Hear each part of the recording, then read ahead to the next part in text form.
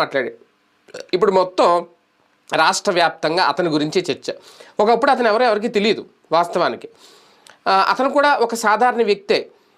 నాకు తెలిసి 2019 ఎన్నికలకు ముందు ఈ కిరణ్ అనే వ్యక్తి మామూలుగా అప్పట్లో మీడియా వాళ్ళందరూ కూడా పబ్లిక్ దగ్గరికి వెళ్ళి ఎవరు అధికారంలోకి వస్తే బాగుంటుంది, మళ్ళీ జగన్ సీఎం అవుతాడా, బాబు గారు సీఎం అవుతారా, పవన్ సీఎం అవుతారని అడిగినప్పుడు జగన్ కనుక మళ్ళీ సీఎం అయితే ఇప్పుడు ఈ గడ్డి తింటున్నాం, రేపు పొద్దున ఆ గడ్డి కూడా ఉండదు మనకి, నేను చెప్తున్నాను రాసుకోండి, బెమ్మం గారు చెప్తే బ్రహ్మాండంగా ఉంటుంది, ఈ కిరణ్ చెప్తేనే ఎవడో నమ్మడు అని మాట్లాడిన వ్యక్తి.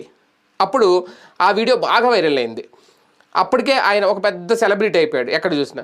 తర్వాత అతను ఎప్పుడైతే టీడీపీకి అనుకూలంగా మాట్లాడాడో, టీడీపీకి సంబంధించిన సోషల్ మీడియా అతను తీసుకురావడం, అతనితో ఇంటర్వ్యూలు చేయడం, అతన్ని ఇంకా మాట్లాడించడం, మొత్తానికి అతన్ని ఐటీడీపీ కార్యకర్తను చేసేశారు మొత్తానికి. అవి ఏమో ఇంతకుముందు కూడా ఆయన టీడీపీ కార్యకర్త అయి ఉండొచ్చు.